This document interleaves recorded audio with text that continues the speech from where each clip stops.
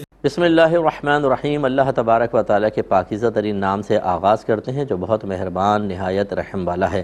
درس بخاری کا سلسلہ حدیث نمبر 2425 تک پہنچا تھا، جس میں حضرت خباب رضی اللہ تعالیٰ عنہ بیان کرتے ہیں کہ زمانہ جاہلیت میں نے عاص بن وائل کو کچھ دراہم قرض دیا تھا۔ جب میں نے مطالبہ کیا تو وہ کہنے لگا کہ اگر تم محمد کے ساتھ کفر اختیار کرو، یعنی اپنے نبی کا انکار کر دو، میں تمہیں دراہم دے دوں گا۔ تو آپ نے جواب میں کہا کہ نہیں، میں کبھی ان کا انکار نہیں کر سکتا، یہاں تک کہ اللہ تجھے مارے دوبارہ اٹھائے تب بھی نہیں، یعنی قیامت تک ایسا نہیں ہو سکتا۔ تو پھر اس نے مذاق میں اور طنز کرتے ہوئے کہا کہ ٹھیک ہے، پھر مجھے مرنے دو، جب میں دوبارہ اٹھایا جاؤں گا پھر مجھے مال اور اولاد دیا جائے گا تو پھر میں اس میں سے تمہارا قرض ادا کر دوں گا۔ پھر اس کی نفی کے اوپر آیت نازل ہوئی کہ اللہ تعالیٰ نے فرمایا کیا آپ نے اس شخص کو دیکھا جس نے ہماری آیتوں کے ساتھ تو کفر کیا اور کہا کہ مجھے ضرور مال اور اولاد دی جائے گی۔ تو ہم اس پہ کلام کر رہے تھے، زمانہ جاہلیت پہ میں نے کلام کیا۔ دوسری بات یہ ہے کہ حضرت خباب رضی اللہ تعالیٰ عنہ نے دنیا کو ٹھکرایا اور نبی کریم صلی اللہ علیہ وسلم کے ساتھ قائم و دائم رہے۔ تو اب ہمارے ساتھ یہ تو نہیں ہوتا کہ بعض اوقات کفر و اسلام کا مسئلہ آ جائے، لیکن اس سے نچلے درجے کی صورتیں آتی ہیں، جن میں سے ایک میں آپ سے عرض کر رہا تھا کہ بعض اوقات دوست ہمیں گناہوں کی دعوت دے رہے ہوتے ہیں، تو اس وقت ہمیں اپنا ذہن بنانا چاہیے کہ نہیں، میں نبی کریم کی مخالفت کی طرف نہیں جاؤں گا۔ اگر آپ ناراض ہو گئے اور میں نے تمہیں راضی کر لیا، میدان معاشر میں تم شفاعت نہیں کرو گے، میرے نبی شفاعت فرمائیں گے، لہٰذا میں نہیں کروں گا۔ ایسی بعض اوقات ماں باپ بچوں کو گناہ کے طرف مائل کر رہے ہوتے ہیں، مائیں بیٹیوں سے کہہ رہی ہوتی ہیں بے پردہ تم شادی میں جاؤ، وہاں ویٹر بھی ہوتے ہیں اور میلز آ رہے جا رہے ہیں، بعض اوقات تو مکس گیدرنگ ہوتی ہے، لیکن ان کی خواہش ہوتی ہے کسی کی نگاہ پڑے تو چلیں رشتے آسان ہو جائیں گے، اور وہ بیٹی منع کر رہی ہوتی ہے کہ نہیں میں تو برقع پہنوں گی، یہ خلاف شرع ہے، تو ماں اس کو طنز کرتی ہے اور ملانی اور پتہ نہیں کیا کیا القابات سے نوازا جاتا ہے۔ ایسے اگر والد صاحب کو حرام کاروبار کر رہے ہیں تو وہ بیٹے سے کہتے ہیں کہ تمہیں بعد میں یہی سنبھالنا ہے، اور وہ بیٹا اس طریقہ کار سے اختلاف کرتا ہے تو باپ اس کو ڈانٹتا ہے، اس کو ذلیل کرتا ہے اور اس کو احساس دلاتا ہے کہ جتنا یہ مکان گاڑی وغیرہ عیش کر رہے ہو نا، یہ اسی طریقہ کار کے نتیجے میں حاصل ہوا ہے۔ تو ایسے میں پھر اولاد کو چاہیے کہ وہ ہمت پیدا کرے، اور جیسے میں نے ابھی پچھلے پروگرام میں بھی گزارش کی تھی کہ اچھا پڑھیں آپ،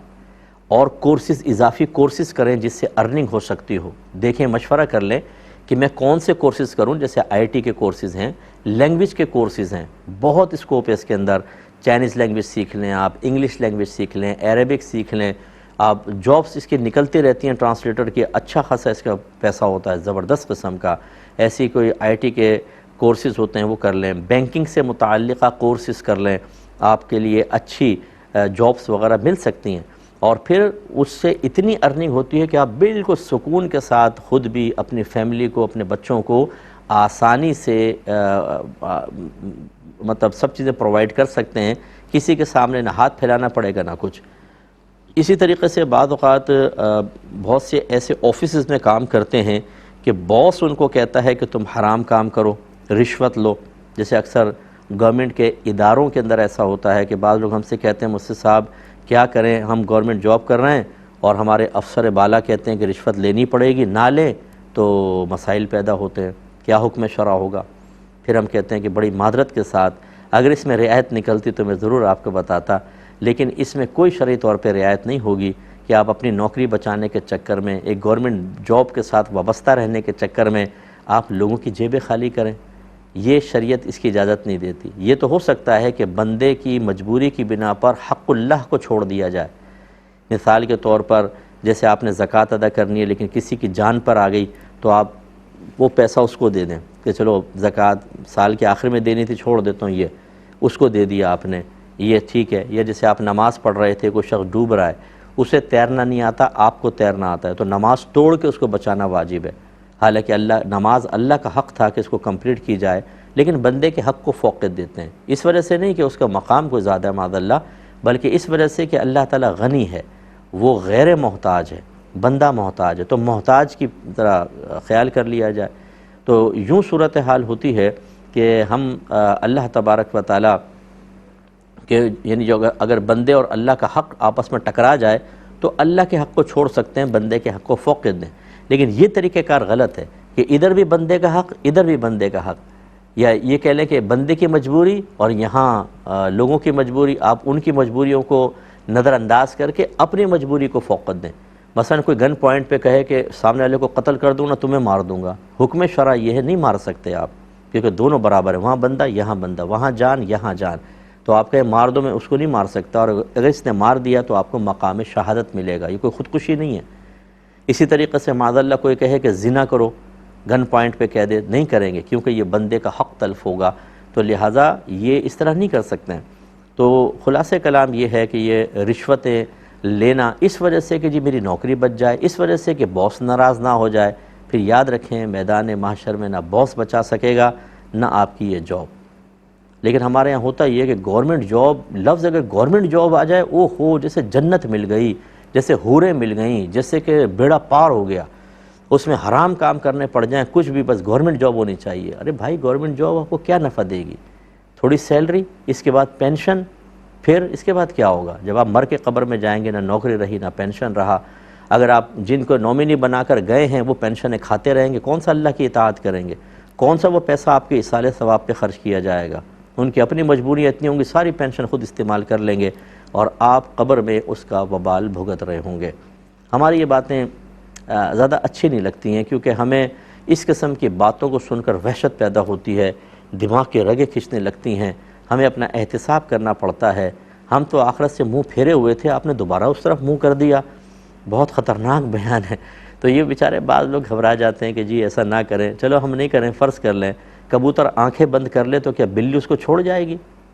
کبوتر دیکھیں آنکھیں بند کر لیتا ہے، جب اس کو پکڑنے لگے نا وہ سمجھتا ہے آنکھیں اندھیرا ہو گیا شاید کوئی نہیں پکڑے گا، وہ اور آسانی سے پکڑا جاتا ہے۔ ایسا نہ کیجئے، تو اچھا طرح خیال رکھیں۔ تو خلاصہ کلام یہ ہے کہ کفر و اسلام کے مسئلہ تو ایک الگ ہے، لیکن اس سے نچلے درجے کے اندر بھی ہمیں دین کی خاطر، نبی کریم صلی اللہ علیہ وسلم کی خاطر، اللہ کی رضا کے لیے قربانیاں دینی ہوتی ہیں۔ جیسے کہ حضرت خباب نے اپنے مال کو چھوڑا لیکن غلط چیز کی طرف نہیں گئے، ایسے ہمیں بھی تھوڑا دنیاوی نقصان برداشت کرنا چاہیے، لیکن اللہ اس کے رسول کے دامن رحمت کو نہیں چھوڑنا چاہیے۔ پھر اس نے کہا کہ اچھا چھوڑ دو، میں مر جاؤں پھر زندہ کیا جاؤں، پھر مجھے مال اور اولاد دی جائے گی تو پھر میں تمہیں وہ لوٹا دوں گا۔ گویا کہ اس نے امور آخرت پر از خود من گھڑت کلام کیا۔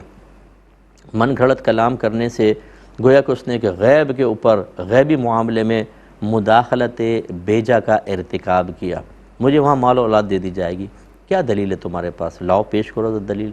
فیوچر کا حال تمہیں کیا پتہ کہ ہے کہ نہیں؟ تو اسی کی مذمت میں پھر آیت نازل ہوئی۔ وہاں پر کہاں سے مال ملے گا؟ نہ مال ہوگی، نہ اولاد، نہ کچھ ہوگا۔ اولاد تو باغی ہو چکی ہوگی وہاں پر ان جیسے لوگوں کی کہ جنہوں نے اولاد کو کفر میں مبتلا کیا یا گناہوں میں مبتلا کیا، وہاں تو اولاد اینٹی ہو جائے گی ماں باپ کے کہ انہوں نے ہماری آخرت کو برباد کیا۔ تو اس سے ایک نتیجہ نکلتا ہے، نتیجہ یہ ہے کہ جب تک آپ کو اخروی امور کے بارے میں مستند ذرائع سے علم حاصل نہ ہو، خدا را اس پہ کلام نہ کریں۔ اب دیکھیے ہمارے پاس پوسٹ آتی ہیں، اس پوسٹ کو 10 آدمیوں کو فارورڈ کرو، تمہیں خوشخبری ملے گی، اور اگر تم نہیں کرو گے تو ان لکی ہو جاؤ گے۔ ہمارے بھائی فوراً سے بہنیں کرنا شروع کر دیتی ہیں، ارے بھائی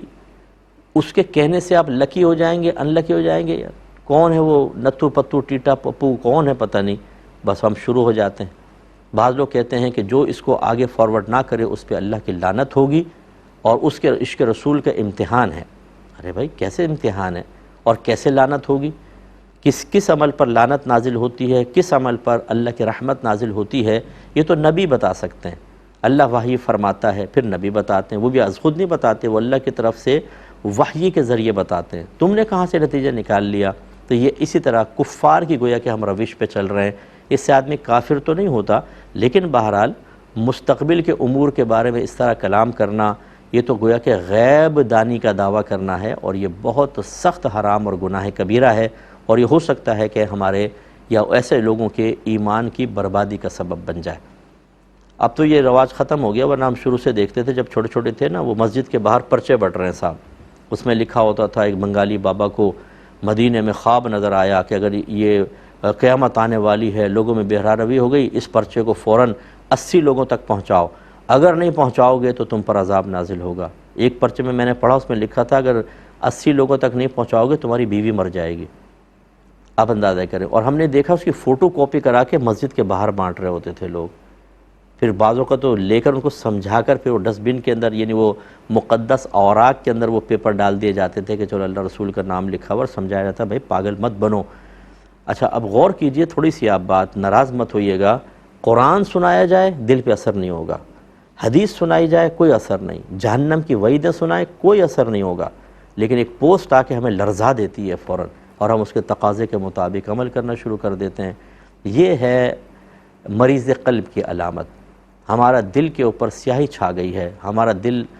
امراض کا مجموعہ بن چکا ہے، روحانی امراض جس کو کہتے ہیں نا، ہم روحانی مریض ہیں کہ اللہ اس کے رسول کی قطعی خبریں اثر نہ کریں اور اس طرح کی بے سروپا باتیں اثر کر جائیں۔ اس سے ہمیں بچنے کی ضرورت ہے، اللہ تعالیٰ عمل کی توفیق عطا فرمائے۔ اگلا موضوع آیا ہے، فرماتے ہیں کتاب فی اللقطۃ، لقطے کے بارے میں کتاب۔ ایک لفظ ہوتا ہے لقطہ، ایک ہوتا ہے لقیط، لام قوف طا اور گول ہا جو ہوتی ہے لقطہ، اور ایک ہے لقیط آخر میں طا ہے، تا ہٹا دیں لقیط۔ لقطہ جو ہوتا ہے وہ گری پڑی چیزوں کو کہتے ہیں جو انسان کے علاوہ ہو، اور لقیط کہتے ہیں ایسا عام جو بچے کچرے کے ڈھیر پہ مل جاتے ہیں فلاں جگہ، اس کو لقیط کہا جاتا ہے۔ تو اس کے بھی احکام اللہ کے نبی نے بیان فرمائے کہ اگر بچے کے علاوہ کوئی چیزیں ملیں گی کیسے کریں گے، کوئی بکری مل گئی، گائے مل گئی، کوئی پڑا ہوا سونے کا سیٹ مل گیا، پیسے مل جاتے ہیں، بعض اوقات زیور مل جاتا ہے، تو اس کا کیا کیا جائے گا، یہ لقطہ ہے۔ اور بچے پڑے ہوئے مل جاتے ہیں جیسے کچرے پہ لوگ پھینک کے چلے جاتے ہیں، وہ لقیط ہے۔ تو ابھی لقیط کا تو موضوع نہیں ہے، لقطے کا ہے۔ خلاصہ اس کا میں ذکر کر دیتا ہوں، حدیثیں اس باب میں مختلف ہیں، اور یقینی سی بات ہے کہ امام بخاری رحمۃ اللہ علیہ یہ دعویٰ نہیں کرتے کہ ایک موضوع سے متعلق تمام احادیث ذکر کر دیں، تو لہٰذا جو حدیثوں کا نچوڑ اور مجموعہ اور اس کا رزلٹ ہے وہ میں آپ کو عرض کر دیتا ہوں کہ اگر آپ کو کوئی گری پڑی چیز نظر آتی ہے، تو اگر جیسے آپ پاکستان میں ہیں جہاں مسلمان ہی مسلمان ہیں اور غیر مسلم بہت کم ہیں، تو ایسی صورت میں وہ یقیناً کسی مسلمان کی ہوگی، غالب گمان یہی کہتا ہے کہ مسلمان کی ہوگی۔ تو اب اگر آپ اسے اپنی ملک بنانے کی نیت سے اٹھائیں گے، ملک میں لانے کی، یہ میں رکھ لوں گا، تو یاد رکھیں یہ حرام ہے۔ گویا کہ اس جو پڑی ہوئی چیز ہے اس کی شرعی حیثیت امانت کی ہے، آپ یہ اٹھائیں گے تو گویا کہ مسلمان بھائی کی امانت میں خیانت کے مرتکب ہو گئے۔ اور اگر آپ اس نیت سے اٹھا لیتے ہیں کہ چلو میں اٹھاتا ہوں اس کے مالک کو تلاش کر کے دے دوں گا، تو پھر یہ اٹھانا محمود ہے۔ لہذا اگر آپ کو گمان ہے کہ میں اٹھا کے خود رکھ کے استعمال کر لوں گا، گناہگار ہوں گا، چھوڑ دیں، آپ اس کے ذمہ دار نہیں ہے کہ کوئی دوسرا لے جائے، چھوڑ دیجئے۔ لیکن یہاں صورتحال یہ ہوتی ہے کہ ہم امانت تو سمجھتے نہیں، ہم تو کہتے ہیں میری کوئی نیکی کام آ گئی، ہم کہتے ہیں اللہ نے میری مدد کی ہے، مجھے غیب سے مدد ہوئی ہے۔ کوئی اگر کسی کو کہیں تو کہتا ہے روڈ سے پڑی ہوئی ملی ہے، اس کا مطلب ہے اگر آپ کا بچہ گلی میں کھیل رہا ہو اور کوئی اس کو کڈنیپ کر کے جانے لگے اور آپ اس کو پکڑیں کہ کمبخت ہمارے بچے کو لے کے جاتا ہے، اور وہ جواب میں کہے مجھے تو روڈ سے ملا ہے، کیا جواب دیں گے؟ روڈ پہ پڑے۔ اسی طرح آپ کا اگر 1000 کا نوٹ گر گیا روڈ کے اوپر اور کوئی دوسرا اٹھا لے اس کو، اور جب آپ اس کو پکڑیں گے ارے تو میرا تھا، اور وہ کہے مجھے تو روڈ سے ملا ہے، کیا دلیل دیں گے آپ یہ بتائیں؟ بھئی روڈ پہ پڑے ہونے کا مطلب یہ کوئی ہے کہ میری ملکیت ختم ہو گئی، یہ میرا نوٹ ہے مجھے واپس کرو۔ اسی طرح دوسرے مسلمان کا بھی تو حق ہے۔ اب ہمارے یہاں ہوتا کیا ہے کہ ہم اٹھا کے جیب میں رکھ لیتے ہیں، اس کو اللہ کی مدد سمجھتے ہیں، اور افسوس ہوتا ہے مجھے کہ جب بچہ ایسا کوئی نوٹ اٹھا کے گھر میں جاتا ہے تو ماں یہ نہیں کہتی کہ تم کیوں اٹھا کے لے کر آئے، تم نے غلط کیا، اس کو پیار سے پہلے سمجھا، اگر عادت بنے تو تھپڑ بھی مارا جائے، نہیں، ماں کہتی ہے ادھر لے کر آؤ، اگر 1000 کا نوٹ ہے وہ لے کے 100 روپے پکڑا کے جا چیز کھا لینا، 900 جیب میں۔ تو جب ماں باپ ہی بچوں کی اس غلط چیز میں حوصلہ افزائی کر رہے ہوں گے تو کیا ہوگا؟ تو یہ تو ہے ادھر کا۔ اب اگر فرض کر لیں آپ غیر مسلم کنٹری کے اندر ہیں تو پھر اس چیز کے اوپر غور کرنا ہوگا۔ اگر آپ کو کسی طرح ظاہر ہو کہ غیر مسلم کی ہے تو پھر یاد رکھیں اس کا وہ حکم تو نہیں ہوتا جو مسلمان کی چیز کا ہے، لیکن میں ہمیشہ یہ مشورہ دوں گا کہ چند ٹکوں کے لیے اسلام یا اپنے مسلمان ہونے کو خواہ مخواہ بدنامی کی طرف لے کر نہ آئیں۔ آپ تلاش کریں، دیکھیں، جیسے موبائل مل گیا آپ کو، آپ نے دیکھا اس کی کانٹیکٹ لسٹ کے اندر سب غیر مسلمین کے نام ہیں، مسلمانوں کا ہے ہی نہیں، تو کنفرم ہے کہ مسلمان کا تو ہوگا نہیں، تلاش کر کے مالک تک پہنچا دیں، بہت اچھی چیز ہے۔ لیکن اگر مالک نہ ملے تو آپ خود بھی رکھ سکتے ہیں، غیر مسلم کی چیز کے بارے میں عرض کر رہا ہوں، لیکن افضل کیا ہے وہی کہ تلاش کر کے دیں، اس میں اسلام اور ایک مسلمان کی عزت ہے۔ اور دوسری بات یہ ہے کہ اب آپ نے جسے اٹھا لیا، آپ چاہتے ہیں چلو میں مالک تک پہنچاؤں گا، تو پھر اس کے لیے حکم شرع یہ ہوگا کہ اس کا اتنے عرصے تک اعلان کرنا ہوگا کہ آپ کو یقین حاصل ہو جائے کہ اب مالک اس کی تلاش سے مایوس ہو چکا ہے، اور یہ مال کی مالیت کے اعتبار سے مختلف ہوگا۔ 100 روپے ملیں گے تو کتنے عرصہ تلاش کرے گا، 5000 کا نوٹ ہو تو، اور اگر 5 لاکھ کی گڈی پڑی ہوئی ملی تو کتنے عرصے تک ایک آدمی تلاش کرے گا، سونے کا سیٹ مل گیا، جیسے کوئی اسکوٹر پہ جا رہا ہے گر گیا تو اس کو کتنے عرصے تک تلاش کرے گا۔ تو اس لیے اندازہ، اسی طرح کیلے کا گچھا پڑا ہوا ملا، یہ تو شام تک ہی سڑ جائے گا، تو اس کو پھر زیادہ نہیں رکھیں گے۔ تو اس لیے مال کی مالیت کے اعتبار سے آپ کو اندازہ کرنا ہوگا کہ اس کا مالک کتنے عرصے تک اس کو تلاش کرے گا، اور پھر آپ کو اعلان ان طریقوں سے کرنا ہوگا جو آپ کے علاقے میں معروف ہے۔ بعض جگہوں میں مسجدوں میں اعلان کر دیا جاتا ہے، اور خاص طور پہ جب مسجد میں کوئی چیز ملتی ہے، جیسے وضو خانے پہ گھڑی بھول گیا تو وہ امام صاحب تک پہنچا دیں، وہ اعلان کریں کہ بھئی کسی کی کوئی چیز رہ گئی وضو خانے سے ملی ہے، وہ نشانی بتا کر لے جائے۔ اسی طریقے سے اگر آپ مارکیٹ میں ہیں تو کوئی چارٹ وغیرہ لکھ کر لگا دیں، کسی کو کوئی چیز گمی ہو تو ہمارے پاس آئیں، نشانی بتائیں اور لے جائیں، اس طرح کر لیں۔ یا کوئی بڑی مالیت کی چیز ہے تو انٹرنیٹ پہ، سوشل میڈیا پہ بھی آپ ڈال سکتے ہیں، اس میں جھوٹوں کے بھی آنے کا اندیشہ ہوتا ہے، لیکن بہرحال بہتر یہ ہوتا ہے کہ جب آپ یہ اٹھائیں تو کسی کو گواہ بنا لیں، اس میں بہت بیسٹ ہوتا ہے کہ تاکہ بعد میں وہ گواہی دے سکے کہ اس میں کوئی خیانت نہیں کی گئی، ورنہ بعض اوقات تو بیچارے لوگ لوٹا رہے ہوتے ہیں اور سامنے والے کے دل میں برائی آ جاتی ہے، کہتا ہے نہیں یہ 1000 کوئی تھے تو 5000 تھے، وہ بیچارہ نیکی کرنے والے ہی شرمندہ ہو جاتا ہے اور مصیبت آ جاتی ہے۔ اس لیے گواہ بنا لینا بہتر ہوتا ہے۔ اب اگر مالک آ گیا تو اس کو لوٹا دیں، اور مالک نہیں آیا تو پھر علماء نے ارشاد فرمایا کہ اگر خود غریب ہے تو خود رکھ لے، یا فیملی میں کوئی غریب ہے اس کو دے دے، اور کوئی بھی نہیں ہے آپ غنی ہیں تو اس نامعلوم مالک کی طرف سے اس کو صدقہ کر دیں۔ یہ طریقہ کار ہوتا ہے۔ اب اس کے بارے میں حدیثیں دیکھیں۔ باب قائم کیا ہے باب اذا اخبرہ رب اللقطۃ بالعلامۃ دفع الیہ، جب لقطے کا مالک اس کی صحیح نشانی بتا دے تو لقطہ اٹھانے والا اس کو مالک کے سپرد کر دے۔ حدیث نمبر ہے 2426، اور اس کے راوی ہیں حضرت سوید بن غفلہ۔ انہوں نے کہا کہ میں حضرت ابی بن کعب رضی اللہ تعالی عنہ سے ملا، انہوں نے کہا کہ میں نے 100 دینار کی ایک تھیلی اٹھائی، 100 دینار سونے کی اشرفیاں، وہ آپ کو مل گئی۔ بس میں نبی کریم صلی اللہ علیہ وسلم کے پاس آیا، آپ نے فرمایا کہ اس کا 1 سال تک اعلان کرو۔ بس میں نے 1 سال تک اس کا اعلان کیا، پھر مجھے کوئی ایسا شخص نہیں ملا جو اس کو پہچانتا ہو۔ میں پھر نبی کریم صلی اللہ علیہ وسلم کے پاس آیا، آپ نے فرمایا اس کا مزید 1 سال اعلان کرو۔ میں نے اس کا پھر 1 سال تک اعلان کیا، بس مجھے کوئی ایسا شخص نہیں ملا جو اس کو پہچانتا ہو۔ میں آپ کے پاس پھر تیسری مرتبہ آیا تو آپ نے فرمایا کہ اس کی تھیلی کو اور اس کے دینار کی تعداد کو اور اس کو بند کرنے کی ڈوری کو ذہن نشین رکھو، پھر اگر اس کا مالک آئے تو اس کو دے دو، ورنہ تم اس سے خود نفع اٹھا لو۔ تو میں نے اس سے نفع اٹھایا۔ اس کی تشریح انشاءاللہ نیکسٹ پروگرام میں کریں گے۔ وآخر دعوانا ان الحمدللہ رب العالمین۔